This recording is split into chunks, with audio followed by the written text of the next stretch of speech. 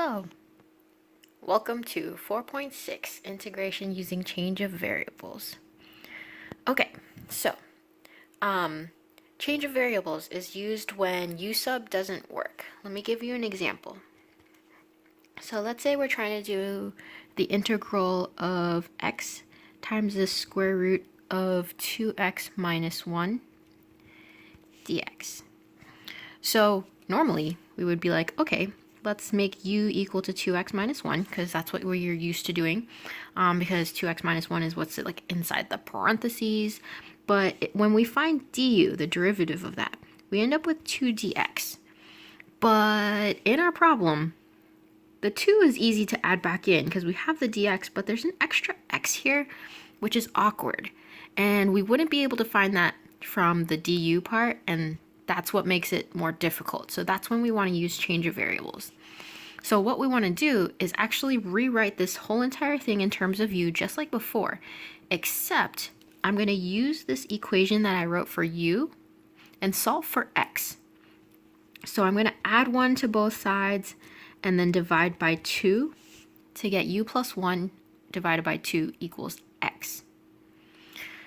Okay, so knowing these things, I'm going to replace the x in this problem right here with u plus 1 over 2, because that's what they told, we figured out x was equal to. Then I have the square root of 2x minus 1. So this part we just said was u, the 2x minus 1. So this is really the square root of u. I'm just going to write that as u to the 1/2 power, because, you know, we don't really want radicals. And then I need to replace the dx with something. Well, here we said du equals 2 times dx. So I'm going to rewrite this as well by dividing both sides by 2. So now I have, instead of dx, I'm substituting it in with du over 2. Now this problem I can rewrite as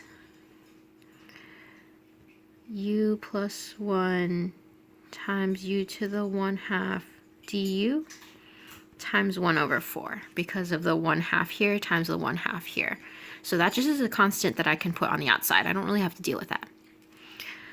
This looks a lot easier to integrate now because I have the 1/4 in front, and then I can distribute this u to the 1/2 to both the terms inside the parentheses to get u to the 3 over 2 power, because this has an exponent of 1 added to the 1/2, plus u to the 1/2 power du. Now I can just integrate like normal. So I have the 1/4 in front. The power rule says this will end up being u to the 5 over 2 power by adding 1 to the exponent divided by the new exponent, plus u to the 3/2 power divided by the new exponent, and then plus c at the end. So we just need to rearrange this a little bit just so that we replace the u's and don't have fractions on top of fractions, all that good stuff, and then that's it. So that's how we're going to deal with problems where there's like an extra x in there or something like that by this change of variables. But once we do this, we're going to end up with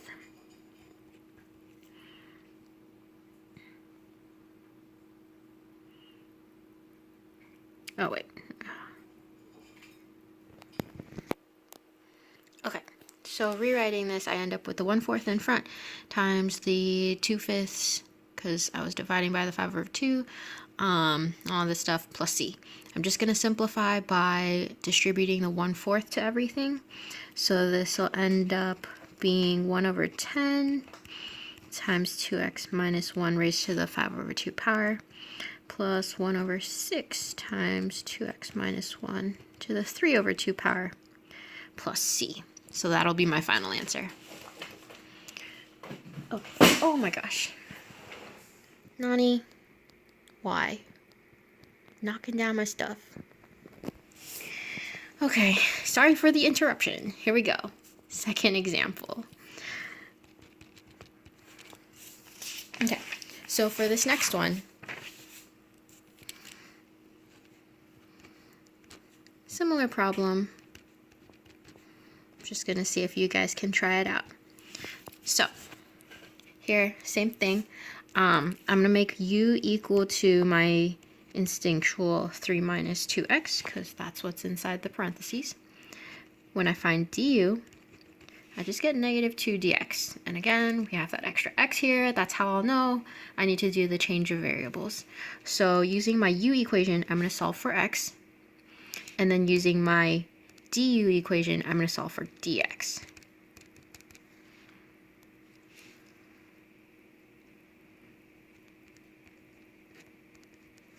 Okay, so if I subtract the 3 and then divide by the negative 2, that'll get me x by itself. And this one, if I divide the du by negative 2, that'll get me dx by itself. So now, rewriting my original equation in terms of u, I have x, which now I'm going to rewrite as u minus 3 over negative 2, times u to the 4th power, and then instead of dx, I have du over negative 2. Okay, I'm going to have you guys pause right here, solve it out, let's see what you get. Alright guys, how did you do? So after rewriting everything in terms of u, hopefully you took out a 1/4 because we had a negative 1/2 here and a negative 1/2 here that we could, those are constants, so you can take them out. And then we're left with u minus 3 times u to the 4th du. So distributing out your u to the 4th, we end up with u to the 5th minus 3u to the 4th. And then we could integrate that. And then plug your u back in so that we have 3 minus 2x instead of u. And hopefully that's what you got. Okay, let's try another one. So this time, instead of doing an indefinite integral, we'll do one with endpoints so you can see how that's done as well. We'll do an integral from 1 to 5 of x over the square root of 2x minus 1 dx. Okay, for this one, in this example, if we let u equals 2x minus 1, du equals 2 dx, then we can rewrite x as u plus 1 over 2, and dx would end up being du over 2. Okay, but because we have endpoints, remember we had the two ways to do it. You could either write your entire problem in terms of u, including the endpoints, so change my endpoints into terms of u as well, or at the very end, plug x's back in and then use the endpoints 1 and 5. I like the first way better, just keeping everything in terms of u. So if my endpoints started out as from 1 to 5, if I plug these numbers into u equals 2x minus 1, that'll turn that into 10 minus 1 is 9, and if I plug in 1, it'll be 2 minus 1, which is 1. So I'm going to use endpoints of 1 to 9 instead, because the 1 to 5 were in terms of x, but now I need my problem in terms of u. So my new equation will be an integral from 1 to 9. The x on top will become u plus 1 over 2 over the square root of 2x minus 1, which becomes the square root of u, which I'll write as u to the 1/2 power. And then dx gets rewritten as du over 2. Okay.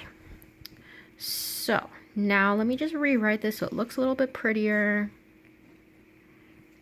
U plus 1 over 2 times, I'll do this as u to the negative 1/2 rather than having a fraction on the bottom.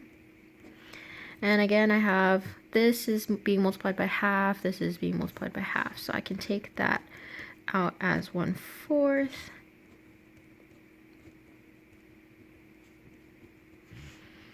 So rewriting it, I end up with 1/4 times the integral from 1 to 9. Let me keep going.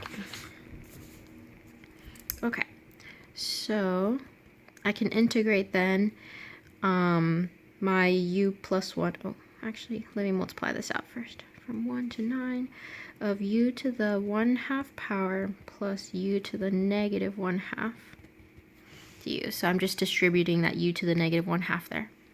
And then I can integrate into u to the 3 over 2 power over 3 over 2 plus u plus 1 would be 1/2 over 1/2. And now I don't need plus c because I have endpoints from 1 to 9.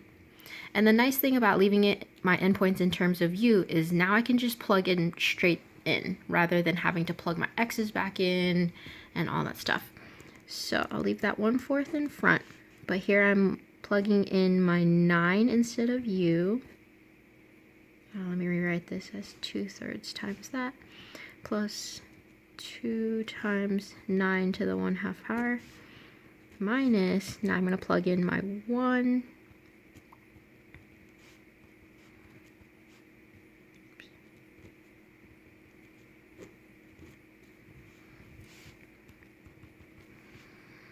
Okay, 9 to the 3 over 2 power means I'm taking the square root of 9, which is 3, and then cubing it, so 27. So 2/3 times 27 plus, this is just the square root of 9, which is 3, so 2 times 3 minus 2/3 times 1 to the 3 over 2 power, square root of 1 cubed is just 1, plus 2 times the square root of 1 is just 1. Okay. 18.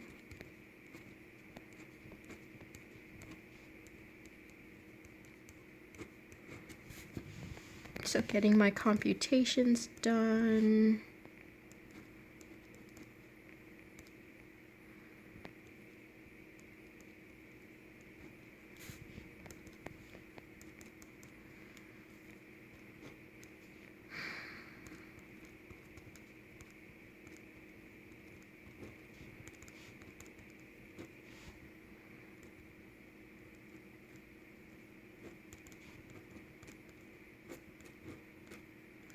Okay, my final answer is 16 over 3.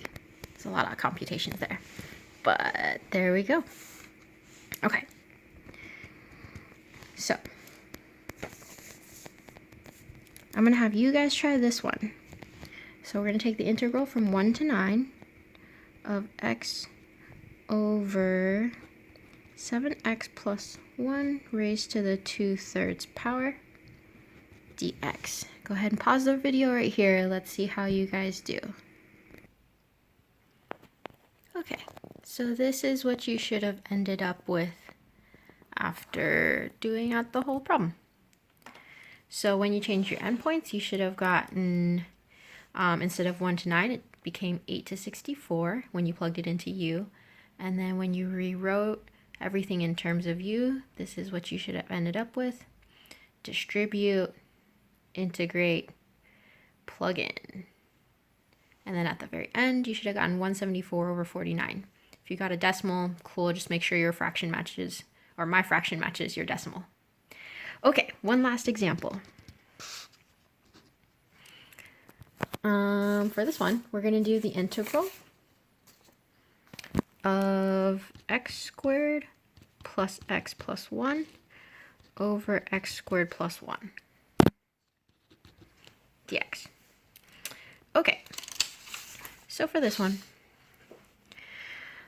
a little weird because if we tried setting u equal to, I'll try the more complicated one, x squared plus x plus 1, du would end up being 2x plus 1 dx, which is definitely not in there. And even if I rewrote this in terms of x, so I turned u equals x squared plus x plus 1, if I rewrote this in terms of x, I would need the quadratic formula. No, that's too much. Even if I tried it the other way, where I did u equals x squared plus 1, where du would be 2x dx, that still wouldn't work because then I end up with like x squared plus x on top, and turning that into u's is ridiculous. So, not that either. However, I am trying to divide. So because I have x's and I'm dividing, I can actually rewrite this entire equation using long division. It's not the greatest method, but these other methods didn't work. So that's why we have to do this. So it's been a while since long division. So here we go. we're dividing x squared plus x plus 1 divided by x squared plus 1. So remember, when you're doing long division, you want to make sure you look at just the first terms first. What can you multiply x squared by to get x squared? We would say 1. Once you have the number on top, remember you're multiplying it by everything you were dividing by and writing that underneath, and then subtract. So 1 times x squared, 1 times 1, and then subtract. When I taught long division in Algebra 1, I always said draw the line, change the sign, because when you subtract, people always end up forgetting to like subtract everything. So really you're changing the signs of everything. So now we have x squared minus x squared. This cancels out. X minus 1. Well, they're not like terms, so let me just do x. And then 1 minus 1 would be 0. Okay, then I have this x. Now I'm looking at my first term of x squared. How many times does it go into x? Which isn't anything, because I can't multiply anything by x squared to get x. So that's my remainder. So I'm going to write this as plus x over x squared plus 1, because that's how we write our remainders. So now that I've long divided, I'm really finding the integral of 1 plus x over x squared plus 1 dx. Because instead of writing it as a giant fraction, I've now split it up into 2 smaller fractions, and 1 is super easy to find the integral of, so that's kind of nice. So now we really just need to figure out this part. And with this part, I can just do this like normal. Let u equal x squared plus 1, so du would be 2x dx. Oh, and that's nice. There's an x there, I have an x here. So really, we can do this like before, where we had, I'm going to rewrite this as 2 integrals. So I have u to the negative 1 power, because I have the x squared plus 1 on the bottom. And then my x dx, I needed to multiply a 2 in here. So I'm going to divide by 2 out front so that I can rewrite that as du. And then from here we can integrate like normal. So the integral of 1 in terms of dx is just x. And then the integral here, plus 1/2 of u to the negative first power. If I added 1 to the exponent, would be 0, but that's not a thing, because u to the negative 1 power is really the natural log, of u plus c. Okay, let me just plug my substitute the u back in, which we said was x squared plus 1. So this will be x squared plus 1. And remember, anytime we do natural logs, it was technically always an absolute value sign. And we'll just leave it as that.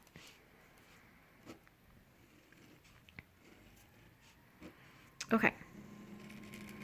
So when you can't do the change of variables and you can't do u sub,